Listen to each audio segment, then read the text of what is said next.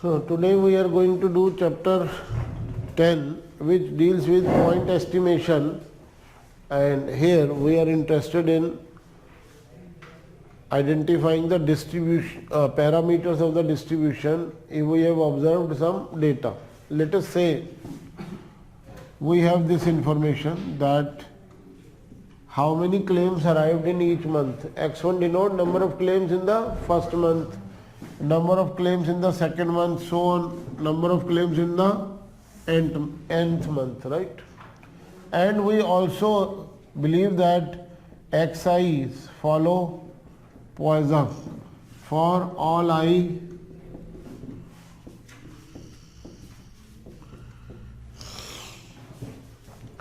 in other words, these n claims, the n values of monthly claims are actually observed values of some Poisson variable, right?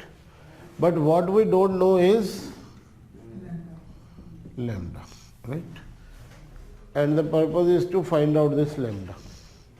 So there are basically two methods in our syllabus. One is called method of moments. Method of moments. Finding out the missing parameters using method of moments. And this is a very simple method. Whatever be the mean of the first moment of the distribution, equate it to the sample mean. Right? If there is just one missing parameter, you need just one equation, your job is done. But what if you believe that variable follows normal distribution, then there are two parameters to be estimated. So we will write one more equation. Right? And so on. If there are three parameters to be estimated, you will write three equations, right? Of course, this has some limitation also. There may be a distribution where the mean does not involve the parameter. ऐसे distribution होते हैं, the mean may not involve the parameter. Uniform में mean में parameter नहीं आते. Mean is A plus B by two, A plus B by two. होते हैं ऐसे डिस्ट्रीब्यूशन. अभी तुरंत निकाल के लाने जरूरी है. चलो नहीं होते हैं ये. Suppose x follows log normal with mu comma sigma square. So these are the parameters. Mean of x is आ तो गए parameter.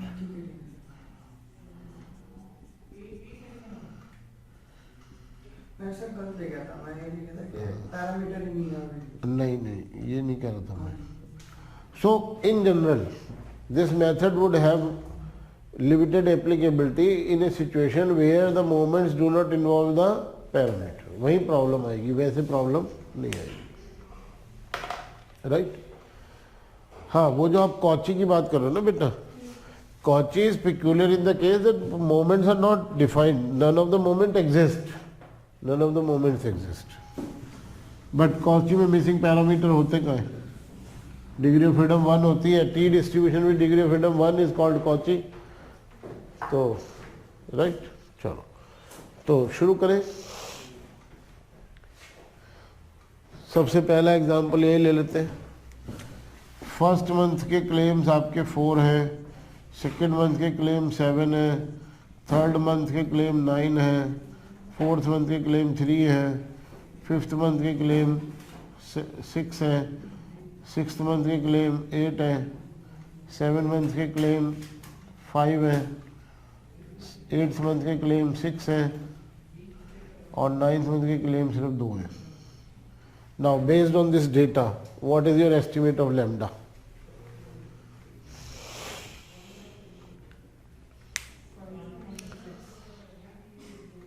So sample mean is 5.6. So our best estimate of lambda is also 5.6. Right?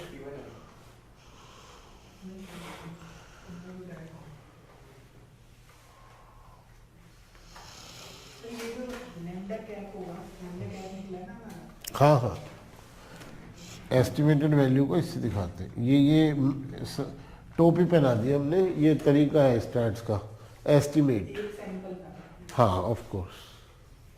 तो मतलब मुझे estimator बोलना होगा। If this is the estimate then this is the estimator.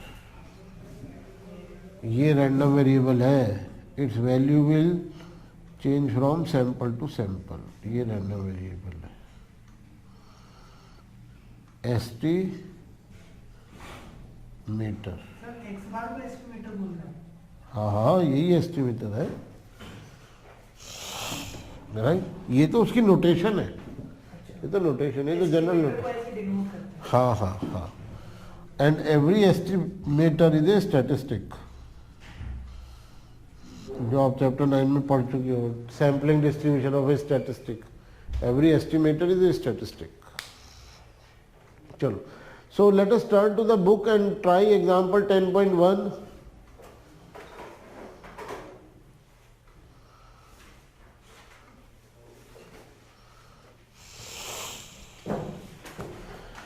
Now think of a distribution like this.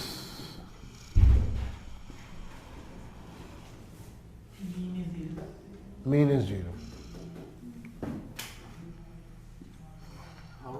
What is mean? 0. How will you estimate this? So uniform में हमेशा parameter नहीं आते, mean में ऐसा नहीं है, some special case. हाँ. Whenever its range is -a to a, then mean of this uniform would be 0. It does not involve the parameter. So how will you estimate the parameter? Right?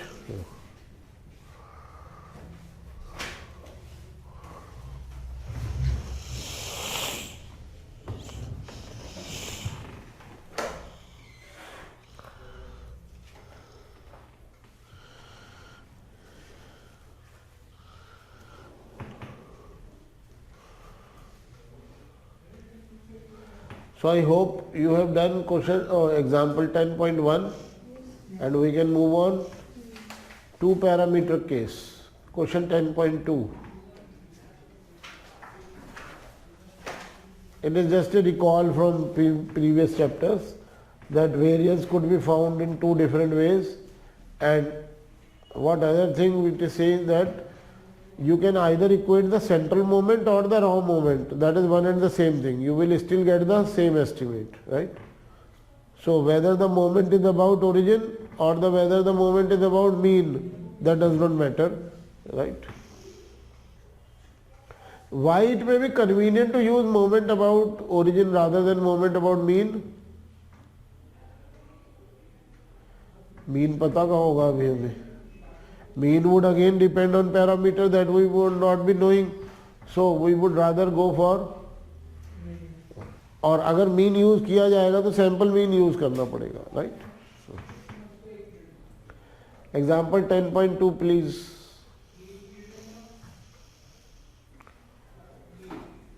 And question 10.3. Sir कल की class में आऊंगा 13 के और 14 भी आना है. हाँ आ गए. बट 13 आप पिछली प्रीवियस क्लास में आए थे जो शुरू. हाँ हाँ तो फिर तो हमें. अच्छा हाँ आप ही बीच में कर दी, थोड़ा कम समझ में आ रहा है. हाँ जी जो एरर वाला.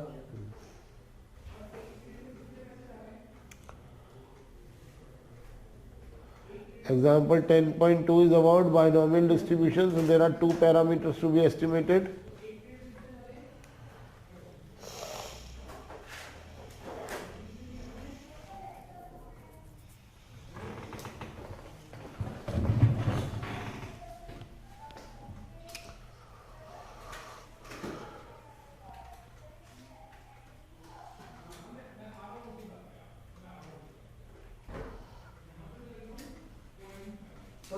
जब भी हम इक्वेट करेंगे, जब किसी भी पैरामीटर में इक्वेट करेंगे तो ये एस्टिमेट क्या है?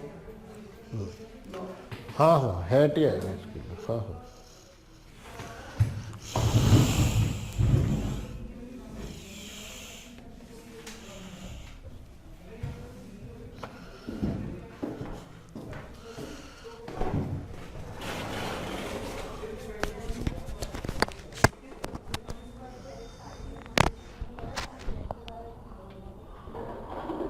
आप कंप्यूटर के भी कम कर लो, इधर रिकॉर्ड हो रही है क्लास।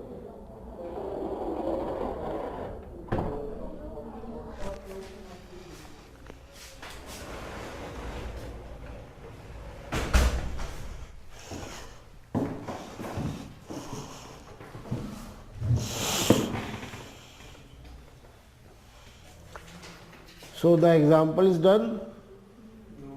No.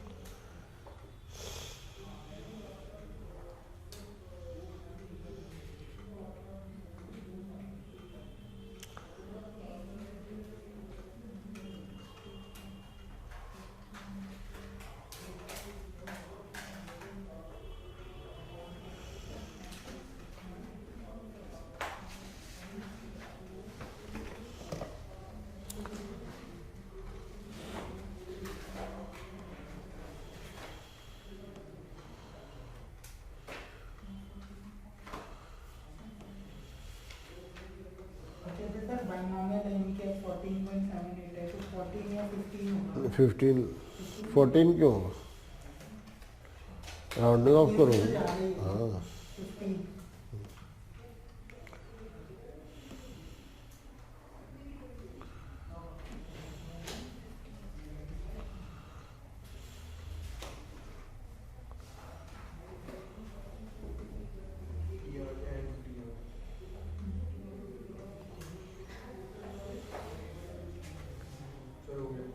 हो गया। चलो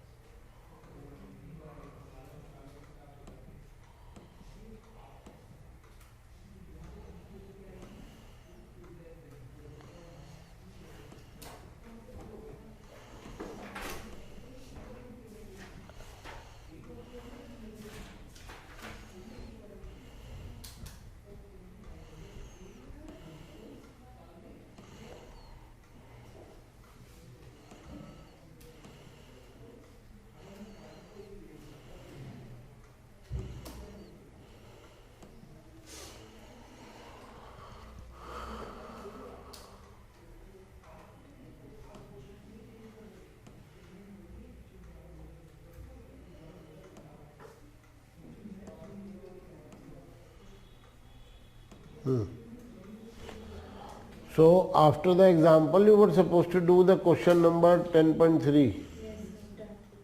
Done. Chalo. Next. Page 7. When you write this equation, it is not clear how to calculate s square, right? You know that in general there are two formulas for s square. कौन से वो दो फॉर्मूले? हाँ, dividing by n और n minus 1. Whether the divisor should be n or should be n minus 1. How to decide that? Right? Note that s square with divisor n minus 1 is often used in place of the second central sample moment. That is the definition of the sample variance given in chapter 1 and quoted on page 22 of the tables. So our second order equation is now variance of x is equated with 1 upon n minus 1 summation of xi minus x bar ka whole square, right? Using this version will not give the same estimate as those obtained using the previous second order equations. However, if n is large, there is little difference between the estimates obtained. The advantage of this method is that S square is an unbiased estimator of the population variance. The importance of this property is covered in more detail in section 3. Right? So example 10.3 में वही binomial वाला question दोबारा से किया है. हाँ, तो बदल गए रिजल्ट्स. राइट? क्लियर? 10.4 और 10.5 घर के लिए छोड़ दे. चलो. For cases with more than 2 parameters, moments about 0 should be used. थोड़ा कन्वीनियंस रहती है. राइट? क्योंकि जैसे आप आगे बढ़ते चले जाओगे फार्मूला थोड़ा कॉम्प्लिकेटेड होता चला जाएगा. चलो, next is method of maximum likelihood. Method of maximum likelihood.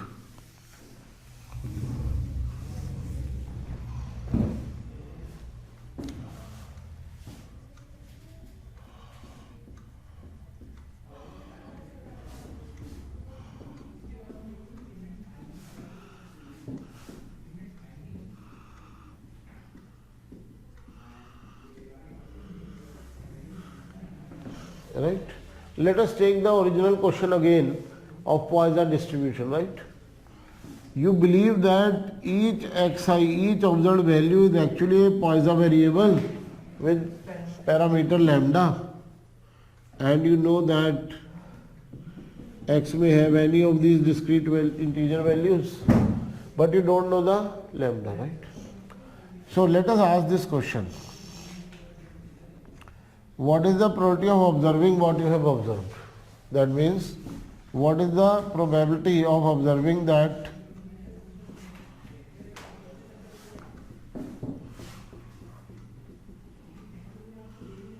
can you calculate this probability? This is next to impossible if the variables are dependent, right? So there is a lot of dependence that we have to take care, but my xi's are IID.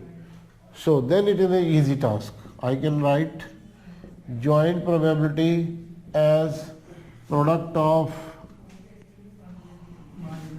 marginal probabilities.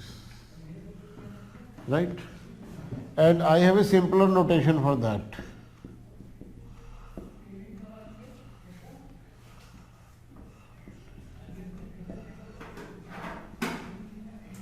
Right? Pi. पाई, हाँ, ये capital पाई है. ये वही जो आप geometry में बनाया करते थे ट्राइंगल का एरिया निकालने, सर्कल का एरिया निकालने के लिए, वही वाली पाई है, बस कैपिटल और स्मॉल का फर्क है. So if Poisson is the distribution, what is the probability?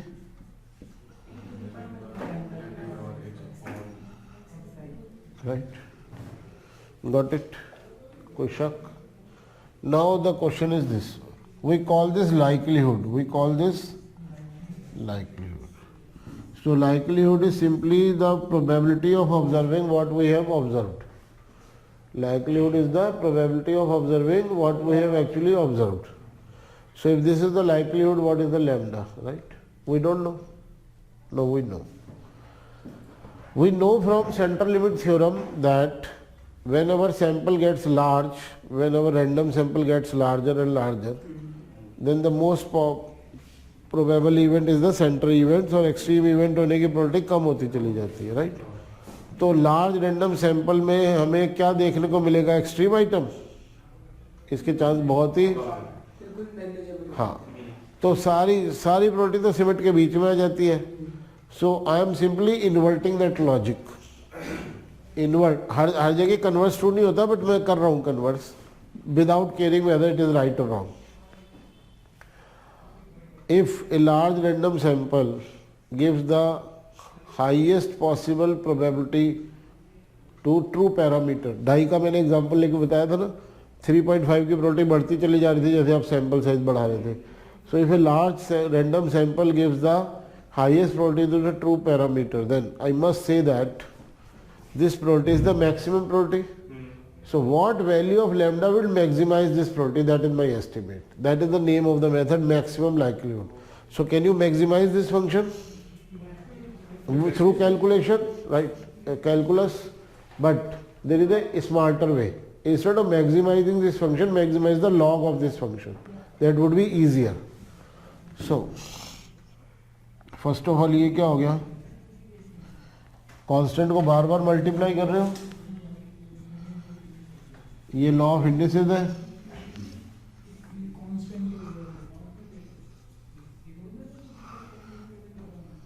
Right? चलो, so what is natural log of this function? Minus L lambda plus summation x I multiplied by log lambda plus minus natural log of product of x. I am not interested in this term. Why? मुझे differentiate करना है lambda के respect में, ये सब constant है, तो I can simply write constant also. So derivative of this log likelihood function with respect to lambda gives me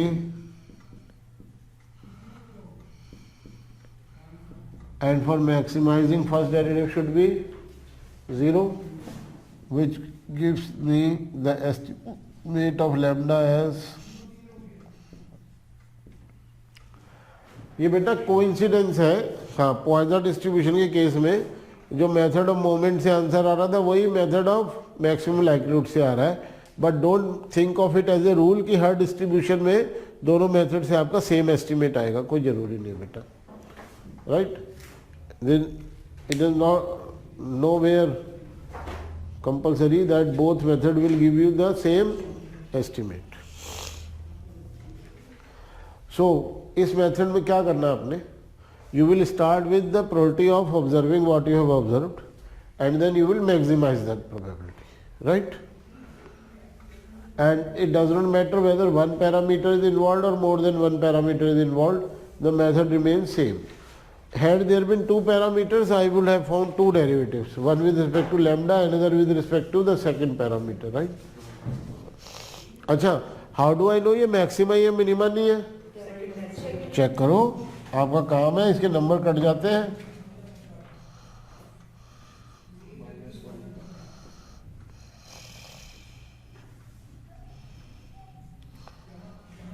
okay, which is negative. तो हो गया मैक्सिमा. चलो, हाँ हाँ, फिर आगे क्या कहना चाह रहे हो? हाँ, तो 10.6 मैंने आपको करा दिया क्वेश्चन. नहीं, फर्स्ट पार्ट हो गया, डेरिवेशन हो गई, सेकंड पार्ट तो बहुत आसान है. चलो जी, 10.7 करें.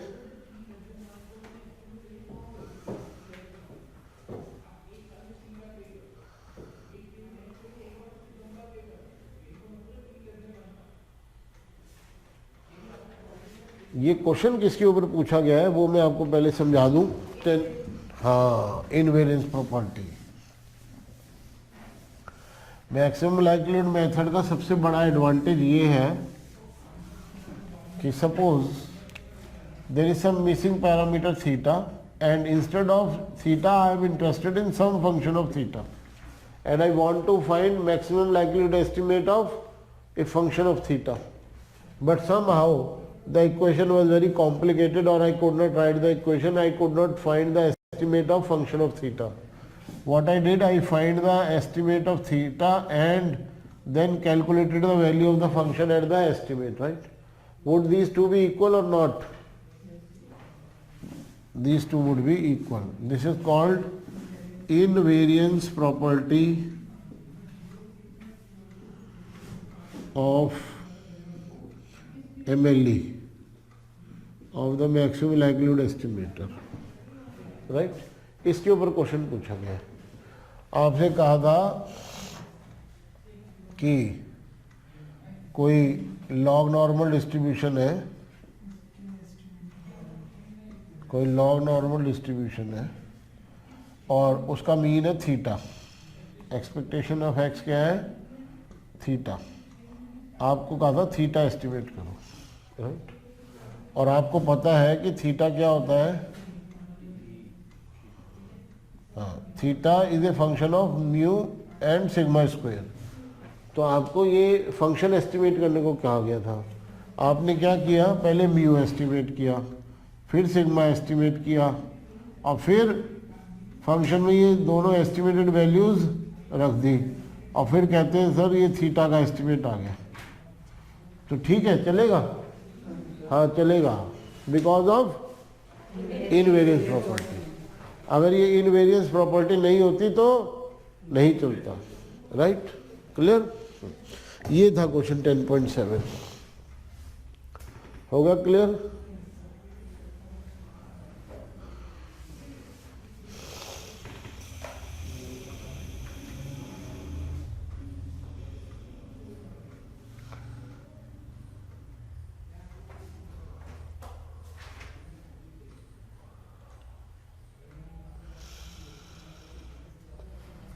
नेक्स्ट पॉइंट, हाउ टू, ये जो मैंने आपको मैक्सिमम लाइक्लीहुड मेथड कराया है, ये मैंने जो एग्जांपल लिया था वो डिस्क्रीट डिस्ट्रीब्यूशन में से लिया था, राइट?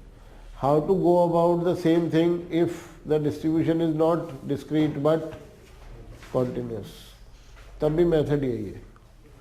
थोड़ा सा लिखने का फर्क होता है, थोड़ा सा लिखने का फर्क होता है, वो क्या, वो मैं समझा देता हूँ।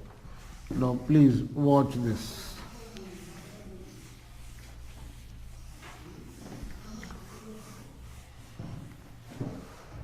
Now you think that, sorry, xi follow exponential, ये तो continuous distribution है, okay, so now you have a sample in which, let us say you are waiting for the bus and you have a habit of writing down how many minutes you have to wait before your bus to arrive, right? So this is how long you waited on day 1, how long you waited in day 2, day 3, up to day n, right? So मैंने क्या कहा था, start with the probability of observing what you have observed, right? अगर आपने बेटा इसको ऐसे लिख दिया ना, ये यही खत्म हो जाएगा। कंटिन्यूस डिस्ट्रीब्यूशन है ना, एग्जैक्ट पॉइंट की प्रोबेबिलिटी 0 होती है, तो ये सारे 0 हो जाएंगे। So this is not the way you can write that. So what you have to do, you have to think like this.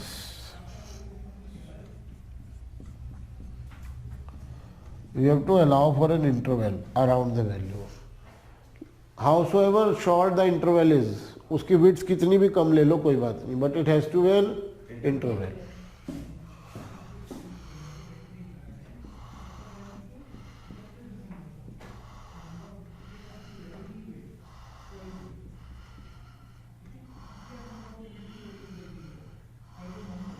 Right? Again independence तो है,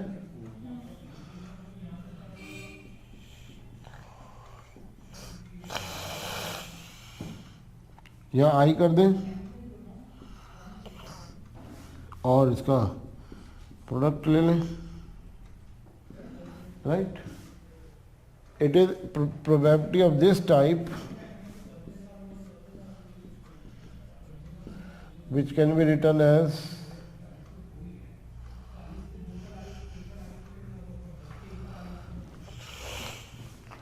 इस शॉर्ट इंटरवल की प्रोबेबिलिटी ही लिखी जाती है PDF into width of the interval, PDF of the distribution into width of the interval, right? Now again, are you interested in constants? No, so we don't write this. So in this case I will say likelihood is a function of unknown parameter mu, where likelihood is nothing but product of PDF. Okay, और exponential का PDF होता क्या है, mu E की power minus mu into x,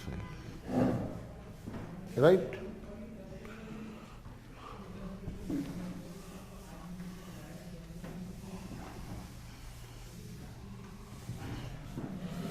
So your likelihood function as unknown mu becomes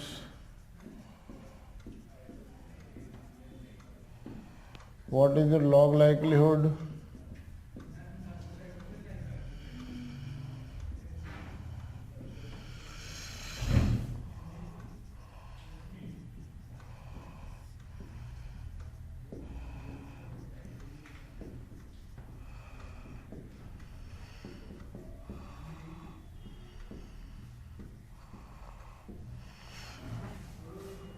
सही है ना? क्योंकि बेटा लॉग नॉर्म का मीन तो ये होता है ना,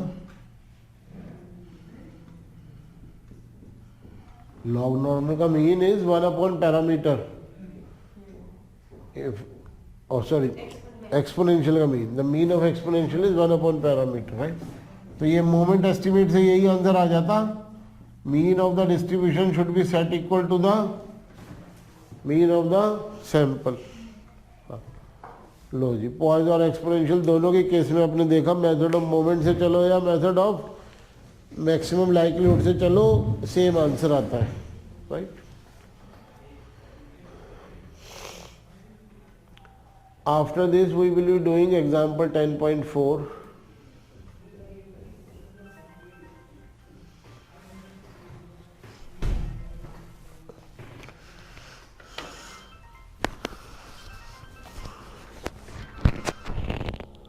हेलो, हाँ बोल रहे हैं, हाँ हाँ बेटा मैं अभी क्लास में हूँ, रिकॉर्ड कर रहा हूँ, क्लास रिकॉर्डिंग रूम में हूँ। I can not talk right now, I am recording my lecture, right? So can you talk after 6? नहीं, हाँ after 6, can you talk after 6 p.m. Yeah. Okay.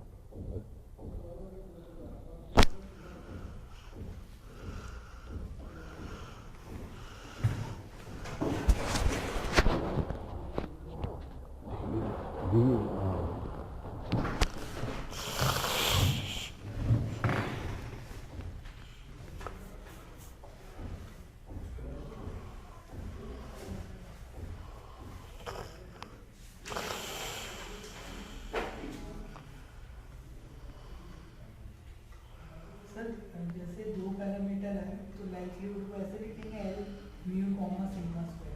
हाँ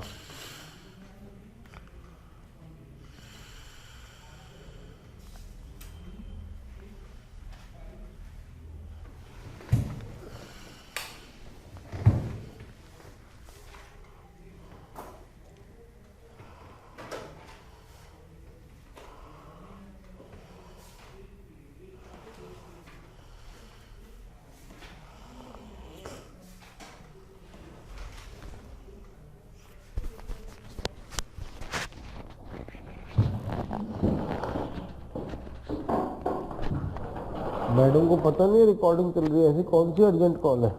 पता नहीं, वो तो बोले सर को दो। हेलो, हाँ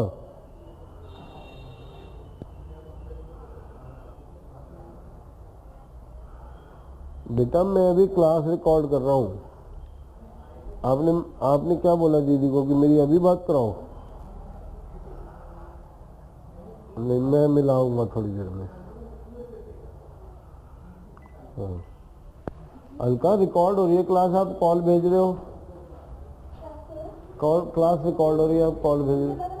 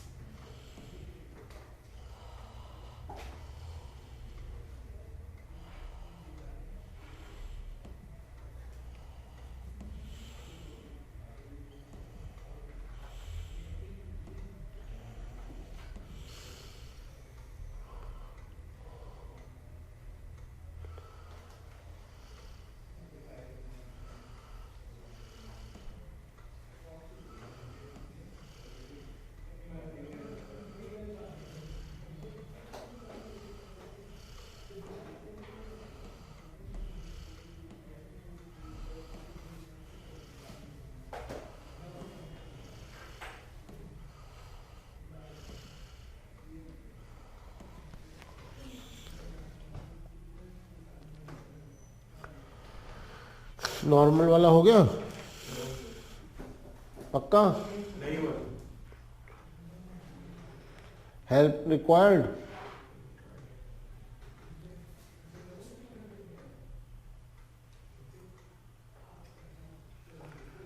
सर समेशन जैसे अंदर उसमें दिक्कत आ रही है, समेशन अंदर लेके जाना है। क्यों, कोई दिक्कत नहीं आती उसमें तो वो बता दो। ये बता देते हैं।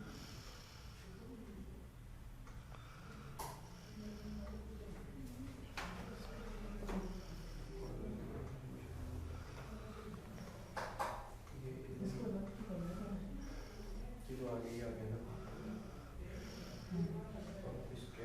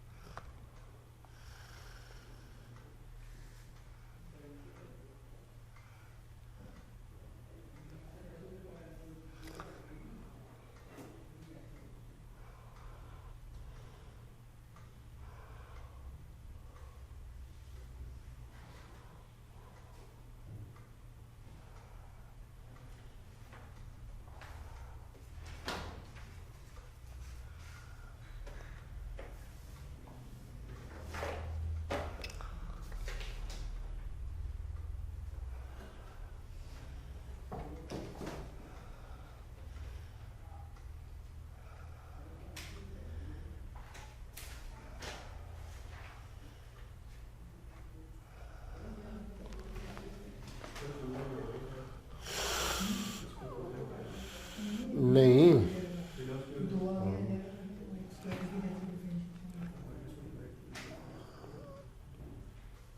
इतना मुश्किल नहीं है जितना आपने बना रखा है। जस्ट अप्लाई योरसेल्फ, अभी हो जाएगा।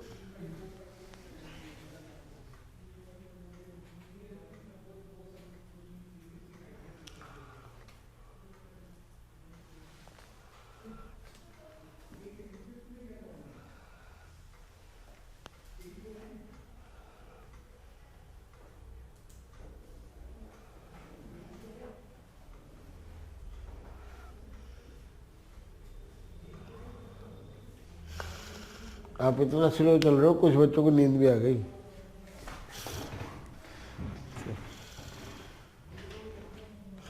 तो आप रुके हुए क्यों? You move forward, upon next question try कर लो।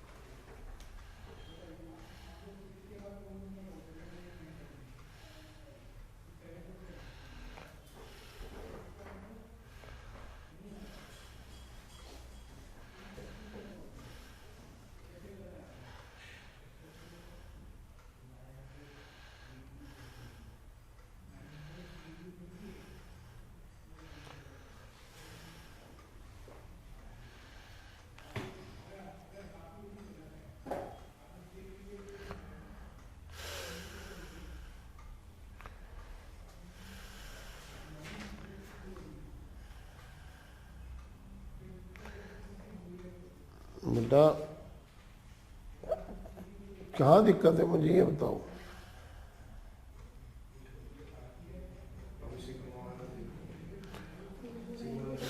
आप एक काम करो ना, आप सिग्मा के रिस्पेक्ट में डिफरेंशिएट करो ही नहीं, इसका दूसरा तरीका है। सिग्मा स्क्वायर को वी लिख लो, वी फॉर वेरिएंस, वी के रिस्पेक्ट में डिफरेंशिएट कर लो, देखो that will help you. Invariance property है ना, पहले सिग्मा निकालो फिर उसका स्क्वायर करके बताऊं वेरिएंस क्या है, या पहले वेरिएंस निकाल लो उसका रूट निकाल के बता दूं सिग्मा, ये एक ही बात है ना, कोई फर्क नहीं पड़ता ना। तो आप सीधा वेरिएंस एस्टिमेट कर लो, छोड़ दो स्टैंडर्ड डेविएशन एस्टिमेट करना, वी लिख दो। अब करो differentiate by V, differentiation with respect to V, हर जगह वी पुट करो।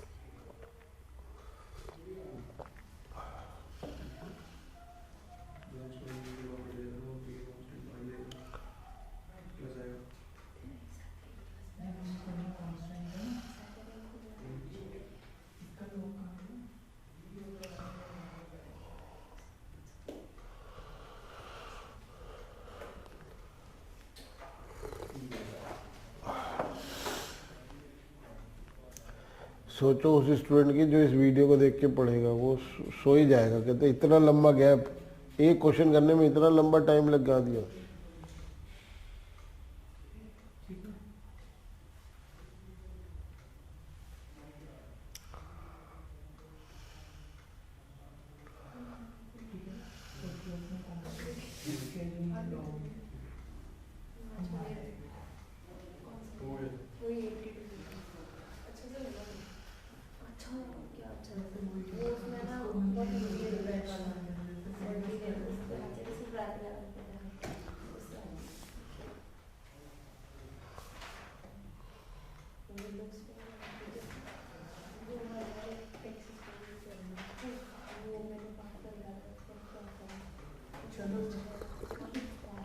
चलो जी चलो। Next is the special case for uniform distribution. वो कहते हैं दिमाग को कभी ताला नहीं लगाना चाहिए, right. Suppose we play a game and in that game you have to guess the largest number, right। सो ये गेम ऐसे स्टार्ट होती है, मैं एक बॉक्स बनाऊंगा, बॉक्स में मैं कुछ इंटीजर्स रख के 0 से लेके कहीं तक के भी वो अपर लिमिट आपको बतानी है। और इस गेम का एक दूसरा वर्जन भी, इसमें लोअर लिमिट भी गायब हो सकती है, right. So I write some integers on tokens and I fill that in the box, then I take that box to my first contestant, later से धनुर को ये अलाउड है कि वो उसमें बॉक्स में हाथ डाल के एक टोकन निकाले। और उसका नंबर लाउडली बोले सबके लिए, और फिर उस नंबर को निकालने के बाद धनुर ये बताए what might be the largest number in this box, right. And mind you her number का एक ही एक टोकन है, तो कोई भी नंबर डुप्लीकेट नहीं है, तो इसका मतलब सब नंबर जितने भी हैं वो सब इक्वली लाइकली है। सो धनु टेक्स आउट ए नंबर से 15 and after taking out this number 15, can Dhanu judge कि the largest number in this box must be 10, that is why I got 15? That will be such a foolish statement to make, right? The largest number is either 15 or even more than 15, क्योंकि 15 तो है इस box में, at least ये तो पता चल गया 15 है. Okay, now so after drawing 15 I asked Dhanu to put that 15 back into the box, and then that box goes to Tushar. Tushar draws a number 9, and now after looking at 9 Tushar can conclude that the maximum number in the box is 9. 15 पहले निकल चुका, right? Okay, now this box moves to Saurabh, who draws a number 22. So can he conclude that the largest number in this box is either 9 or 15 but not 22? No. It has to be 22 or more than 22. Okay. In this sequence the box now goes to Vaishnavi, who pulls up a number 17. Abhi largest 22 है. Then the box comes to Sanskriti, who draws a number 29. And no matter what number you drew, the maximum cannot be lower than 29, right? तो ये game इस question को समझाने के लिए देखो example 10.5. एक यूनिफॉर्म डिस्ट्रीब्यूशन है 0 to थीटा, राइट? मतलब there are no numbers greater than theta, and on the basis of some samples, some values drawn from this distribution, you have to estimate the value of theta, right or not? तो इन्होंने क्या लिखा है? x1, x2, x3 up to xn, n values are observed from this distribution, right? तो क्या कह सकते हैं? The probability that theta is either greater than or equal to the maximum of the all numbers shown. ये तो समझ में आती है बात, राइट? अब इस बॉक्स में से 29 निकल आया, तो क्या चांस रह गए कि largest number in the box is 25? यही तो लिखा है इन्होंने. The likelihood must be 0 for all numbers which are for all possible values of theta that you could have thought of earlier, but now not possible. अगर 29 आ चुका इस box में से और मैं कहूँ थीटा तो 27 होगा, फुलिश स्टेटमेंट, राइट? और सारी वैल्यू 0 हो गई, राइट?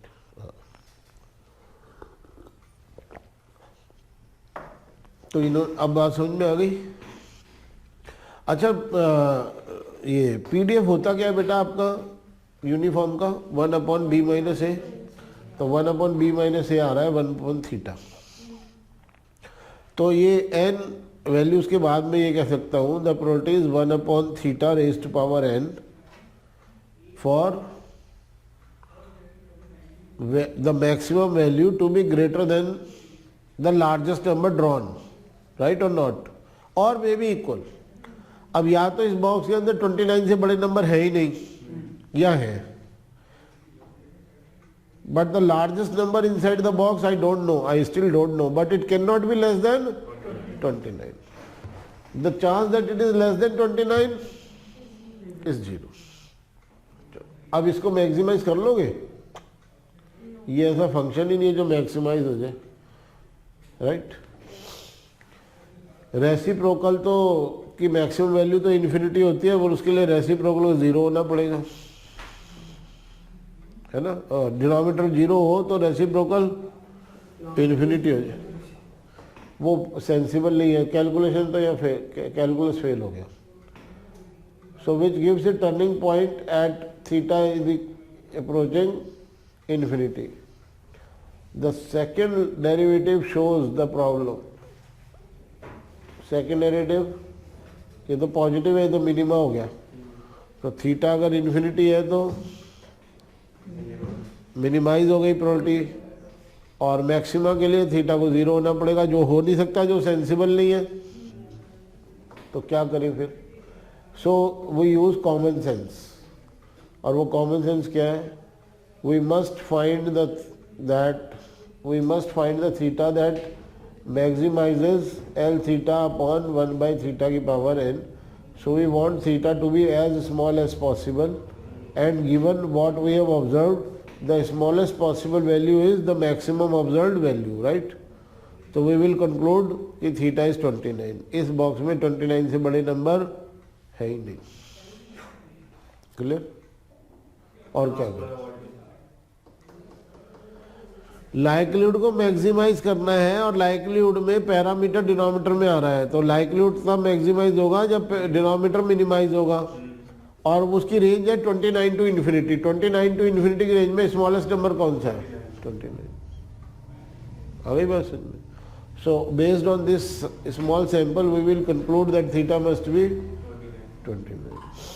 राइट?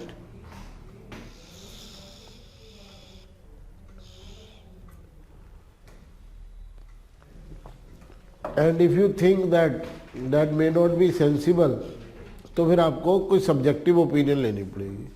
सब्जेक्टिवली कोई नंबर अपने मन से आपको यूज करना पड़ेगा. उसके क्या कंसिडरेशंस होते हैं वो अभी CT 3 में नहीं आती चीजें.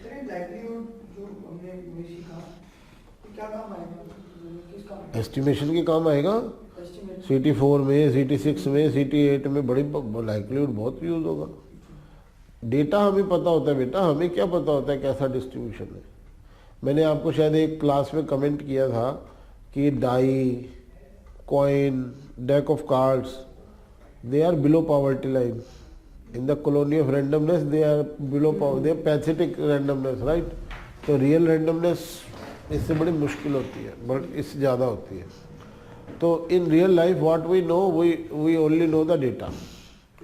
हमने अभी बिजनेस शुरू किया है, अभी हमें 2 साल हुए बिजनेस करते हुए. 2 साल में हम इतने क्लेम दे चुके, बस हमें ये पता है. हमें ये नहीं पता होता कि whether claim amounts are log normally distributed और whether they are exponentially distributed और whether gamma distribution is better. कुछ नहीं पता होता, वो हमें एस्टिमेट करना होता है. उसके लिए हम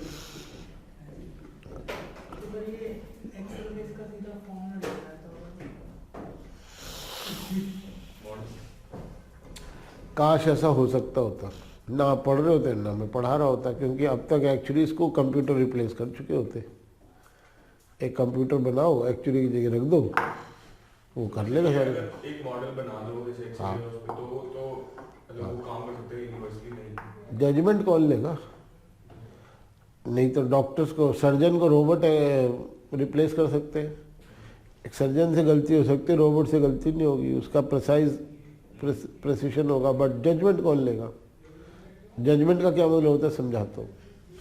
आपने कितना भी एक्सपीरियंस हो आपके पास, कितनी भी बुक्स आपने पढ़ी हो, टेक्स्ट बुक्स में जैसे दिखाया होता है ना, इंस्टेंटाइन ऐसी होती है, स्मॉल इंस्टेंटाइन ऐसी होती है. जब पेशेंट को वाकई खोल देते हो ना तो सब कुछ वैसा नहीं निकलता. सबके थोड़ा अलग अलग माल फिट होता है, थोड़ी बहुत वेरिएशन सारे बॉडी पार्ट्स में होती है. तो अब ऑन द स्पॉट उसी समय सोचना है, डिसीजन लेना है. या आप कहोगे होल्ड स्टैचू, पेशेंट को कहोगे स्टैचू, मैं लाइब्रेरी जा रहा हूँ, मैं रेफर कर लूँ, बुक निकाल लूँ, फिर आगे करूँगा आगे का operation. Can you do that? On the spot उसी समय जजमेंट लेना होता है. कुछ फील्ड्स में वो जजमेंट दिखाई देता है, ऑब्वियस होता है. जैसे आप मान लो क्रिकेट खेल रहे हो, अब वो आप तेज रन बनाना चाहते हो और बॉलर टाइट लाइन पे बॉलिंग कर रहा है, तो उसी समय आपको जजमेंट करना होता है कि मैं कैसे अपना शॉट वेरी करूं, कैसे स्टांस वेरी करूं, है ना.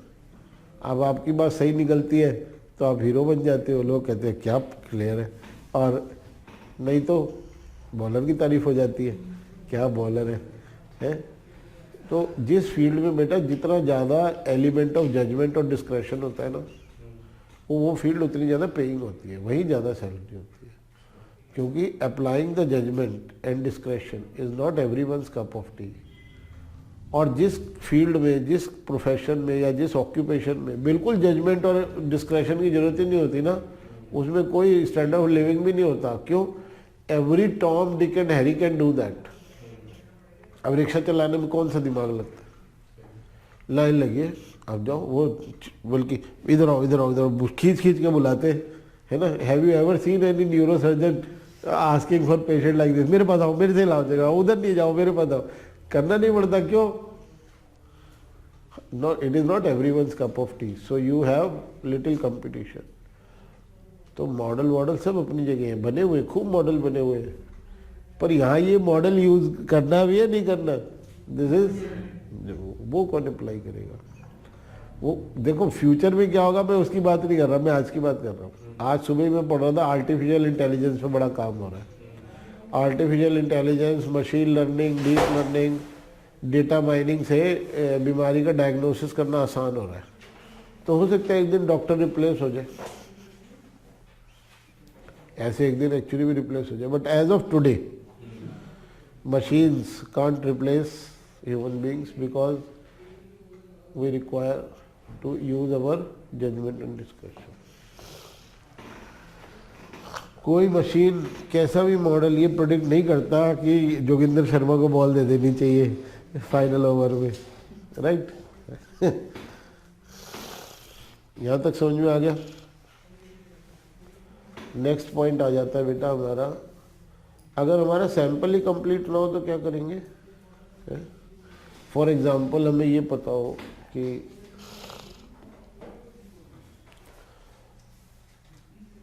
120 क्लेम की तो एग्जैक्ट वैल्यू पता है, और बाकी 6 क्लेम ऐसे जिनके बारे में पता है वो 4000 से ज़्यादा के थे। अब 4000 से कितने ज़्यादा थे ये नहीं पता। तो क्या maximum method of maximum likelihood तब भी यूज़ हो सकता है या नहीं हो सकता, राइट? या हमें ये पता हो कि हम पे कितने पॉलिसी ऑर्डर थे जिन्होंने 1 क्लेम मांगा, कितने पॉलिसी ऑर्डर थे जिन्होंने 2 क्लेम मांगे, कितने पॉलिसी ऑर्डर जिन्होंने साल में 3, ये तो पता है। पर वो पॉलिसी ऑर्डर जिन्होंने क्लेम मांगा ही नहीं, उनकी इंफॉर्मेशन नहीं दे रखी है हमें। तो ऐसे सैंपल्स को क्या कहते हैं? अब पता नहीं क्या, किसको ट्रंकेटेड बोलते हैं, किसको सेंसर्ड बोलते हैं। Can you tell me the difference? मतलब आता है, थोड़ा थोड़ा आता है, कच्चा पक्का आता है, उसमें थोड़ी मजा आता है। हाँ, can you give me the definition of what is censored, what is not?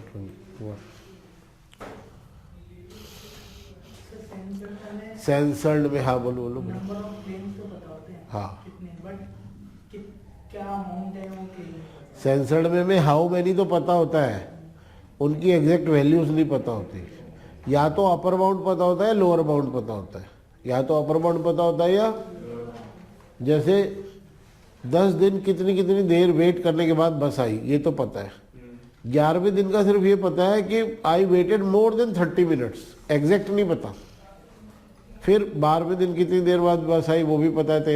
14 day में लिखा हुआ I had to wait more than 30 minute, I had to wait more than 30 minute. ऐसा डेटा है मेरे पास। अब क्या करें? ऐसे डेटा को कहते हैं censored data. How many days I had to wait 30 minutes ये तो पता है, but exactly how long I had to wait 30 minute से बड़ा तो बेटा 31 मिनट भी होता है, और 60 मिनट भी होता है, और 100 मिनट भी होता है, और 500 मिनट भी होता है। 30 मिनट से ज़्यादा वेट तो कितनी ज़्यादा ये तो नहीं पता, ये सेंसर्ड डेटा है। बट अगर मुझे पता ही ना हो how many days I had to wait more than 30 minutes, there were some days where I had, ये भी पता है सम डेज, ऐसा भी हुआ तो है, पर कितने दिन हुआ है ये नहीं पता, then it is truncated data. Right, clear हो गया? तो क्या करें इनकम्प्लीट सैंपल का? वही हमारा कॉन्सेप्ट वही है, write down the probability of observing what we have observe, right? तो मैं आपको समझाने, पहले सेंसर्ड करा रहा हूँ, ट्रंकेटेड बाद में कराऊंगा, ठीक है? तो मैं आपको समझाने के लिए ना एग्जाम्पल जानबूझ के छोटा ले रहा हूँ, जानबूझ के छोटा एग्जाम्पल ले रहा हूँ, जिससे कि आपको एक ही बार में बात समझ में आ जाए।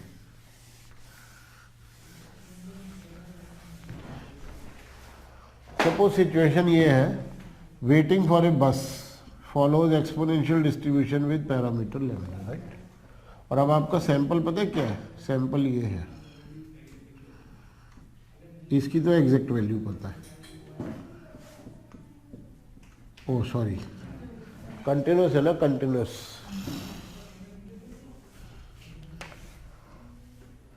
चलो मैं वैसे बताता हूँ क्या पता है।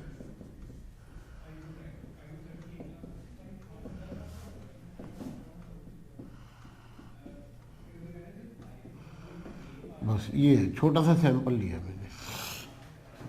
m मीन्स एग्जैक्ट वैल्यू नहीं पता, but waiting time was greater than m। m may be 30 minute, 50 minute, what ever. हाँ, तो अब मैंने क्या कहा था आपसे, प्रोबेबिलिटी लिख लो, उसे मैक्सिमाइज कर दो, यही बताया था ना। उसी को लाइक्लीहुड कहेंगे। तो चलो प्रोबेबिलिटी कैसे लिखेंगे, जो एग्जैक्ट वैल्यू पता है उसके लिए तो ऐसे लिखेंगे,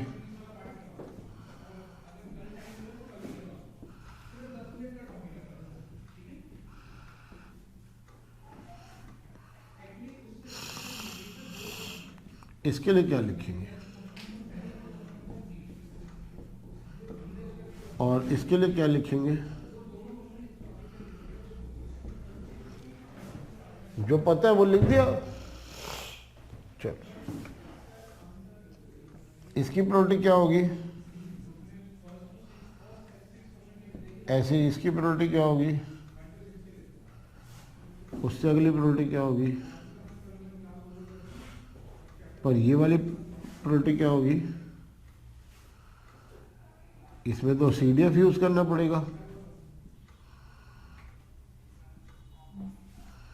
है ना, इसमें CDF यूज करना पड़ेगा। उससे अगली प्रोबेबिलिटी क्या होगी, वो भी एग्जैक्ट पता है, उससे अगली भी एग्जैक्ट पता है। और dx सारे अवॉइड कर लेते हैं ना, हम आपको बताया तो था मैंने, कॉन्स्ट, हाँ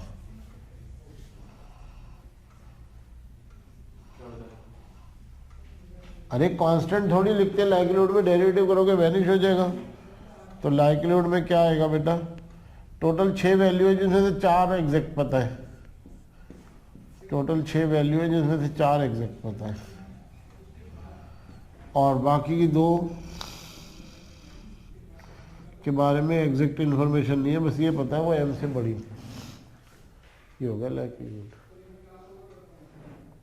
राइट। तो this is how we deal with censor data.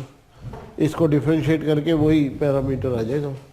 तो ये बनता है आपका लैम्डा e की power minus lambda xi, 4 number का प्रोडक्ट, और ये बनता है e की पावर माइनस लैम्डा m। तो हो गया लैम्डा की पावर 4 e की power minus lambda summation xi e की पावर माइनस 2 लैम्डा m। कर लो डिफरेंशिएट, आ जाएगा लैम्डा। Got it.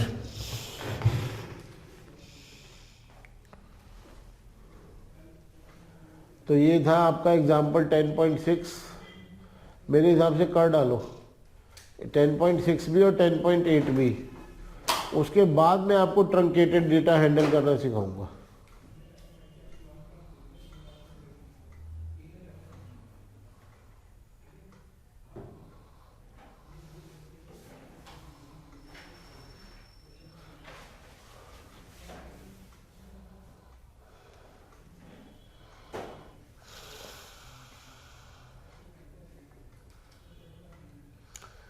इंडिया वाला कौन कौन है आप में? सिर्फ सौरभ।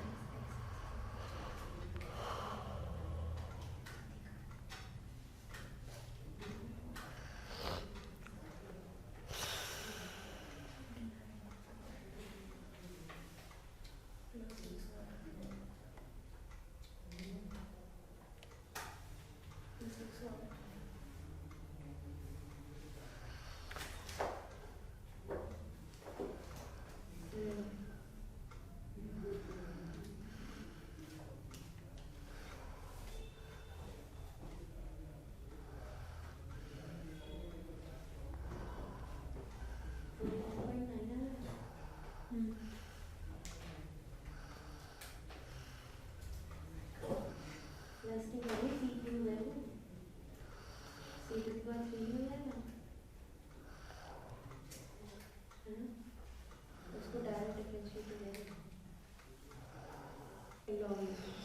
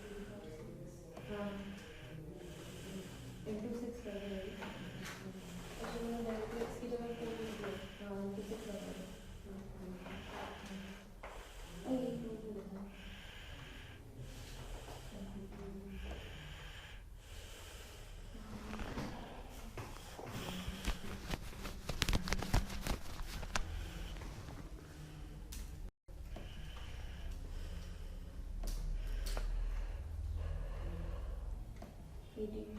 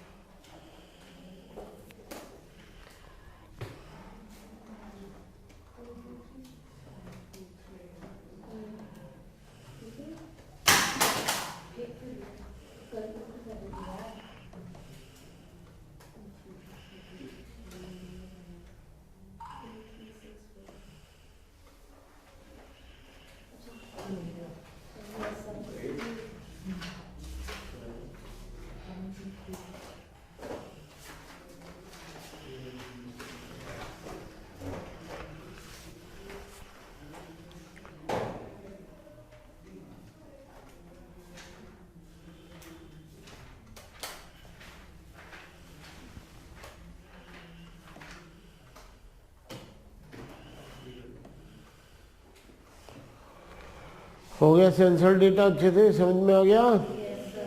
ट्रंकेटेड पे चले। चलो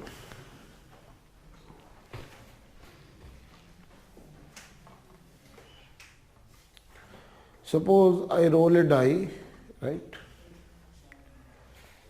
And I tell you whenever it comes 1 I tell you, whenever it is 2 I tell you, whenever it is 3 that also I tell you, but whenever it is 4 I don't tell you, whenever it is 5 I tell you, whenever it is 6 that I also tell you.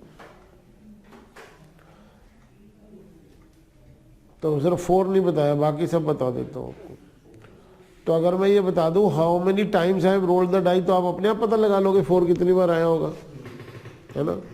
But मैंने आपको ये भी नहीं बताया how many times I have rolled die. तो क्या आप ये एज्यूम करोगे कि सर के डाई पे 4 है ही नहीं? नहीं, ये तो आपको पता है डाई में 4 तो लिखा है। How many times it appeared that you don't know. तो फिर क्या करोगे? आपने ये बताया कि कितनी बार सैंपल को हाँ, तो ये सेंसर डेटा नहीं हुआ। सैंपल साइज तो पता ही नहीं है ना फिर। नहीं पता है ना, कैसे? ये तो बताया ना 1 कितने आए, 2 कितने आए, 3 कितने आए, 4 कितने आए। तो 4 नहीं आई यही तो नहीं बताया ना, 5 कितने आए, 6 कितने आए। तो इतनी तो ऑब्जर्वेशन है ना आपके, तभी तो आप भूल गए हो। हम टॉपिक कर रहे हैं इनकम्प्लीट सैंपल, आप कह रहे हो सैंपल ही नहीं है। सैंपल तो है, इनकम्प्लीट है, सारी इन्फॉर्मेशन नहीं देता।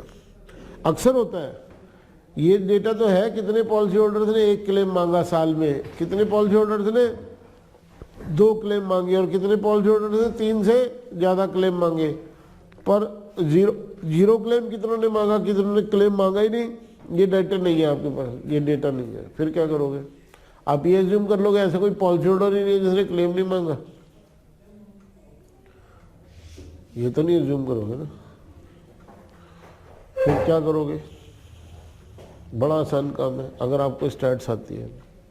डाई वाले एग्जाम्पल में वापस चलते हैं। What is the probability of 1 occurring? नहीं। What is the probability of 1 occurring given that there are only 5 possible outcome? 4 तो होता ही नहीं, 4 होता है तो सर बताता ही नहीं। 1/5। What is the probability of 2 occurring? 1/5। ये आपने पता कैसे निकाला? ये आपने ऐसे निकाला, probability x is equal to 1 given that x can't be 4। तो हमने लिखा है probability of x equal to 1 intersection x cannot be 4 divided by probability x cannot be 4। ऐसे निकाला है ना? नहीं निकाला। ऊपर का आंसर क्या है बताओ? 1/6। नीचे का 5/6, 4 नहीं होगा तो बचे हुए 5 नंबर में कोई भी हो सकता है। तो बस, तो जो वैल्यूज मैं आपको नहीं बता रहा ना, उसको आप डिस्ट्रीब्यूशन में से एक्सक्लूड कर दो। 1/6 1/6 1/6 5 टाइम्स ऐड करोगे तो क्या सम 1 हो जाएगा? That would not be A complete probability distribution, तो उससे आप कुछ एस्टिमेट नहीं कर पाओगे। बट 1/5 1/5 5 टाइम्स इसका डिस्ट्रीब्यूशन 1 हो जाएगा। तो जो आपको बताया नहीं जा रहा, आप वो सैंपल स्पेस में से भी निकाल दो उस चीज को, वो सैंपल स्पेस में नहीं है। हाँ, तो इन्होंने क्या एग्जांपल दिया वो लेते हैं। 0 क्लेम आए, इसकी प्रोबेबिलिटी 5 थीटा है। 1 क्लेम आए, इसकी प्रोबेबिलिटी, और 2 क्लेम्स आए, इसकी प्रोबेबिलिटी थीटा, और greater than equal to 3 claims आए, इसकी प्रोबेबिलिटी 1 - 9 थीटा। अब आपको थीटा एस्टिमेट करने को कहा जा रहा है और आपके सैंपल में एक भी ऑब्जर्व जीरो नहीं है, तो आपको पता है पर होते तो हैं जीरो, वो आपसे छुपा लिए गए, वो इंफॉर्मेशन किसी वजह से आपको अवेलेबल नहीं है, पर जीरो तो है। तो अब आप ये निकालो,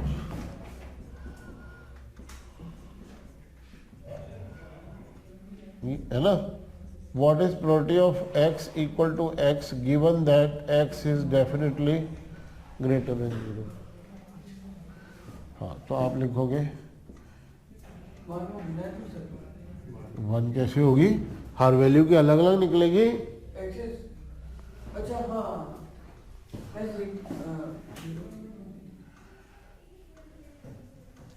इसको x नॉट इक्वल टू 0 नहीं क्यों नहीं लिख सकते? बिल्कुल लिख सकते हैं, लिख सकते हैं ना? बिल्कुल लिख सकते हैं, पर मेरे नेगेटिव नंबर है ही नहीं ना, तो नॉट इक्वल टू 0 में सिर्फ ग्रेटर देन 0 वाले, नॉट इक्वल टू 0 में क्या होता है, लेस देन 0 ग्रेटर देन 0 दोनों नंबर आते हैं। इसमें तो थे लेस देन 4 ग्रेटर देन 4 सारे थे, मेरे पास तो है ही नहीं ना नेगेटिव नंबर, तो क्या करूं वैसे लिख के।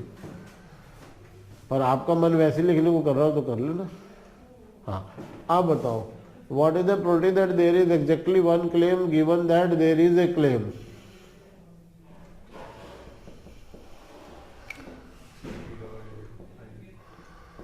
तो एक क्लेम की प्रोबेबिलिटी 3 थीटा, और 0 से बड़े क्लेम की प्रोबेबिलिटी 1/, तो अब मेरी इसकी ट्रंकेटेड, ये मैंने हटा ही दिया, मुझे आप बता ही नहीं रहे हो, तो बाकी सारी प्रोबेबिलिटी मैंने रिवाइज कर ली।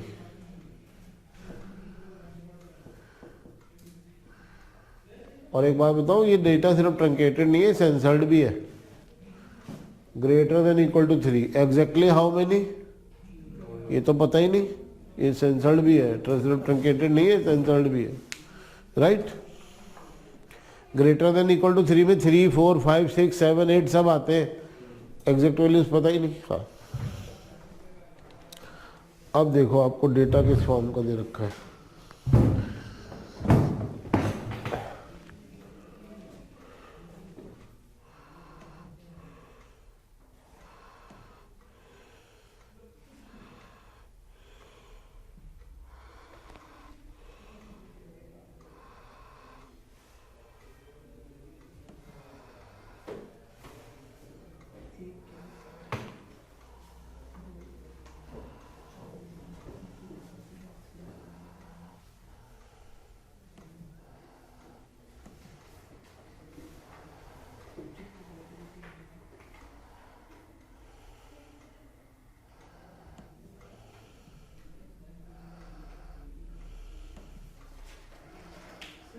ये एग्जाम में हर किसी को निकाल के नहीं, डायरेक्ट लिख रहे हैं।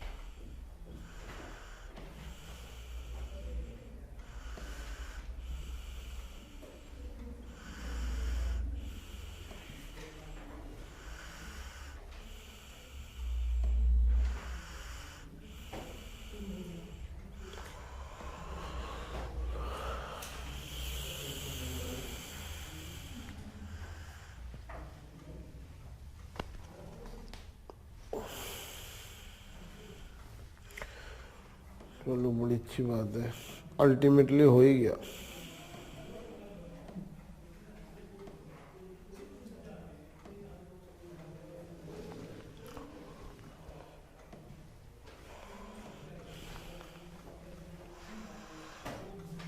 तो एक क्वेश्चन और है ट्रंकेटेड डेटा का, आज बस इतना ही करते हैं।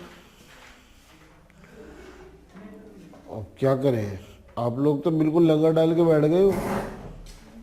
धीरे धीरे धीरे धीरे प्रोग्रेस हो रही है।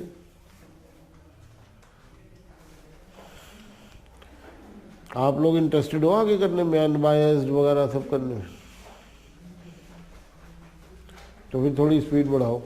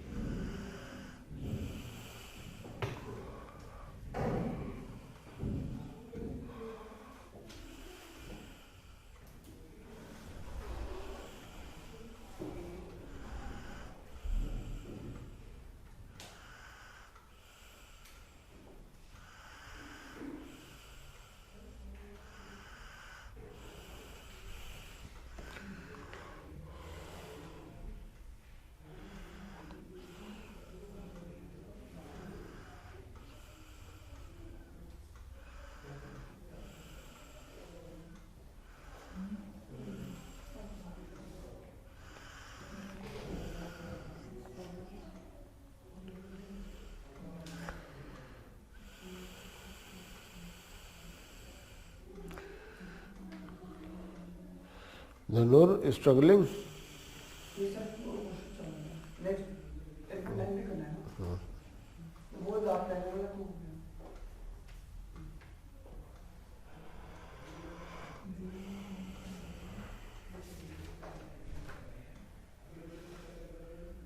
तो समझ ही नहीं आया कुछ। वो तो थोड़ा सा कोई बात नहीं, क्वेश्चन मैं समझा देता हूँ। एग्जाम्पल 10.7 कर चुके हो आप, उससे अगला क्वेश्चन है बेटा, नंबर ऑफ क्लेम्स में गिनती कहाँ से शुरू हो रही है? 1 से ना। तो उनका क्या जिन्होंने एक भी क्लेम नहीं मांगा, उनका क्या? देखो ना, आपने शुरू में क्या बोला है, पॉइजन डिस्ट्रीब्यूशन। पहले ही स्टेटमेंट में लिखा हुआ है पॉइजन डिस्ट्रीब्यूशन, तो पॉइजन की रेंज क्या 1 से शुरू होती है? पॉइजन की रेंज 0 से शुरू होती है, और 0 की ऑब्जर्व्ड इन्फॉर्मेशन है ही नहीं आपके पास। तो क्या करना पड़ेगा, पहले आपको ट्रंकेटेड पॉइजन डिस्ट्रीब्यूशन बनाना पड़ेगा। तो 0 की क्या प्रोबेबिलिटी होती है? E raise to minus lambda. तो 0 ना होने की प्रोबेबिलिटी क्या होती है? 1 minus e raise to minus lambda. सारी प्रोबेबिलिटीज को उससे डिवाइड करना पड़ेगा। वैसे आपकी 1 क्लेम की प्रोबेबिलिटी होती है e raise to minus lambda into lambda divided by 1 factorial. अब इस पर्टिकुलर केस में होगी e raise to power minus lambda into lambda divided by 1 minus e की पावर माइनस लेमडा। राइट? 0 निकाल दो डिस्ट्रीब्यूशन में से, 0 हटाने के बाद डिस्ट्रीब्यूशन क्या बचेगा? राइट? क्लियर?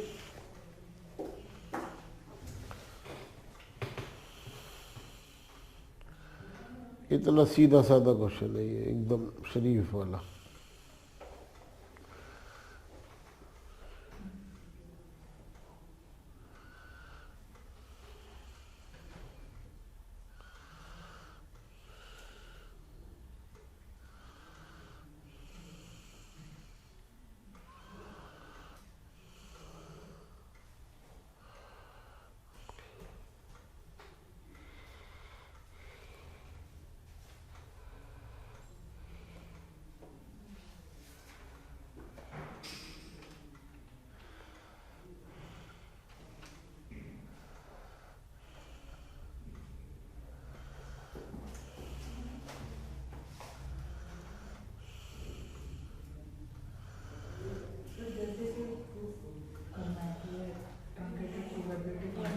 प्रूफ कुछ नहीं करना है इसमें, ये प्रूफ का क्वेश्चन नहीं है।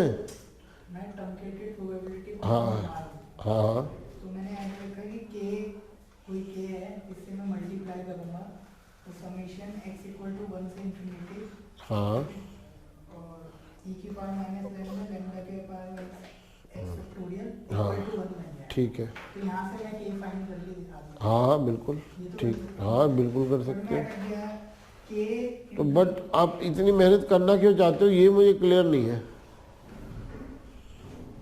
ट्रंकेटेड प्रोबेबिलिटी फर्स्ट पार्ट कैसे करूँ? You want to work hard और स्मार्ट। स्मार्ट करना चाहता हूँ बट उसको फर्स्ट पार्ट कैसे दिखाऊंगा मैं? दिखाना है ही नहीं उसको, उसको क्या है वो, ये बेटा स्कूल लेवल का एग्जाम नहीं है, प्रोफेशनल एग्जाम है। आपको ट्रंकेटेड की अंडरस्टैंडिंग पता है, और अगर दिखाना है तो ऐसे दिखा दो जैसे मैंने दिखाया, बस ये लिख दो, सिर्फ एक किसी एक केस में दिखा दो।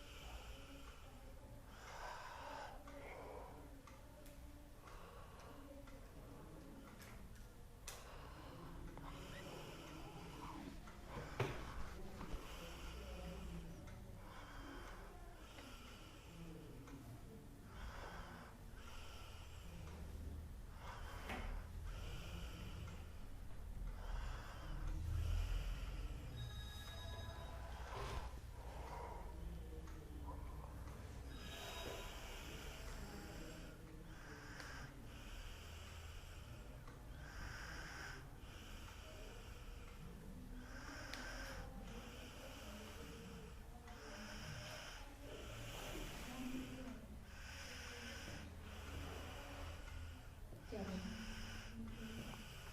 इसका मेथड ऑफ मूवमेंट एस्टिमेटर का यूज करके ये है एक इक्वेशन सेटिस्फाई करानी है। मेथड ऑफ मूवमेंट्स भी तो ट्रंकेटेड डिस्ट्रीब्यूशन का मूवमेंट निकालना पड़ेगा।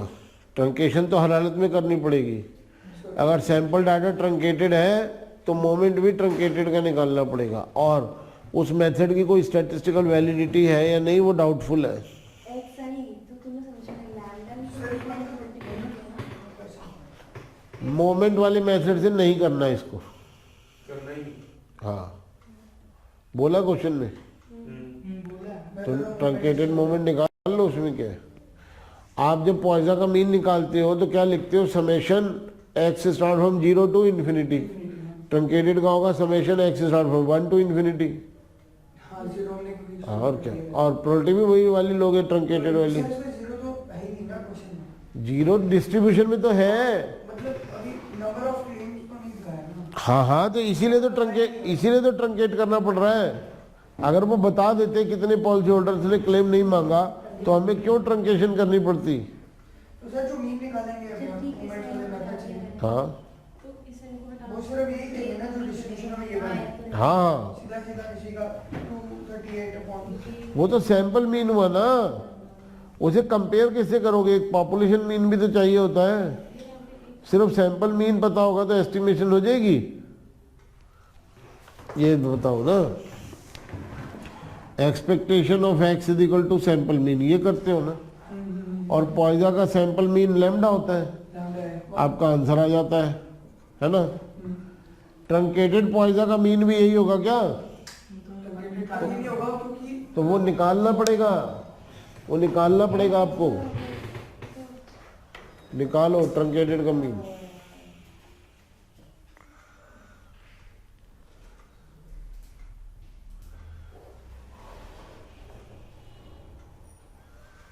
अभी डिवीजन में एन आ गया नहीं क्या ये एन नहीं है ये एन बाहर निकाल दिया एक ये रहे ये कैसे डिफरेंस होती है माइनस एन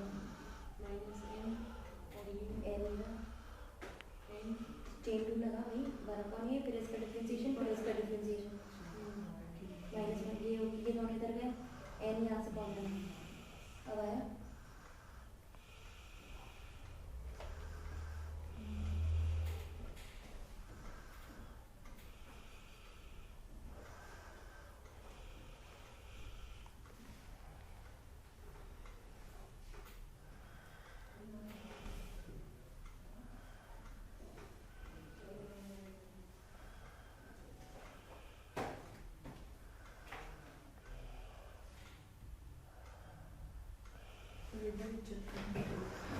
ट्रंकेटेड का मीन ऐसे भी निकल जाता है। Number of claims y is same as x such that 0 claim भी आ सकते हैं, पर वो इंफॉर्मेशन मैं आपको बताता नहीं, सिर्फ वो इंफॉर्मेशन बताता हूँ जिसमें 0 से बड़े क्लेम आते हैं, राइट। तो expectation of y is expectation of x given x is greater than 0, right?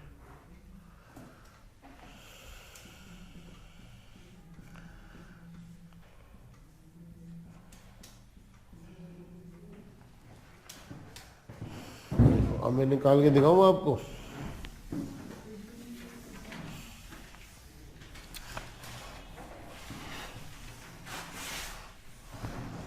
हाँ, आपको गिवन है बेटा x follows Poisson distribution with lambda.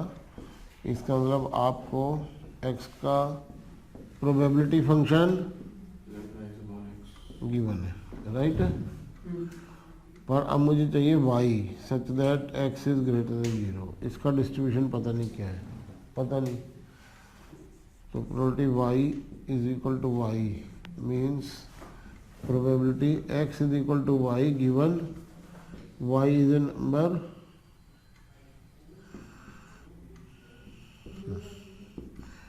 ये होगा क्यों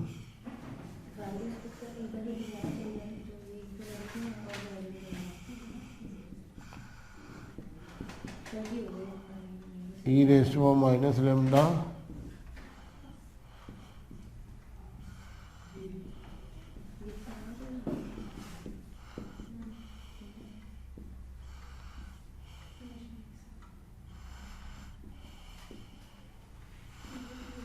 ये समझ में आ गया यहाँ तक? नहीं आया? अब आपको निकालना है expectation of y। Expectation of y summation y की रेंज 1 से इन्फिनिटी, y में तो 0 आता ही नहीं, y into probability function of y। अभी निकाला है प्रोबेबिलिटी फंक्शन ऑफ y।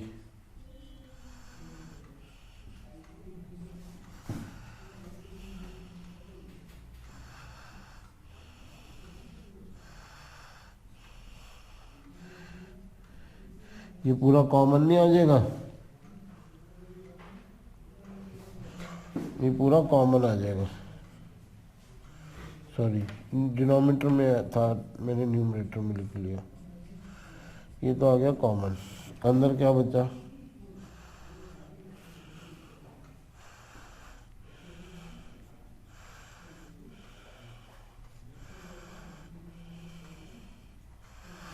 यही तो होता है पॉइसन का मीन भी।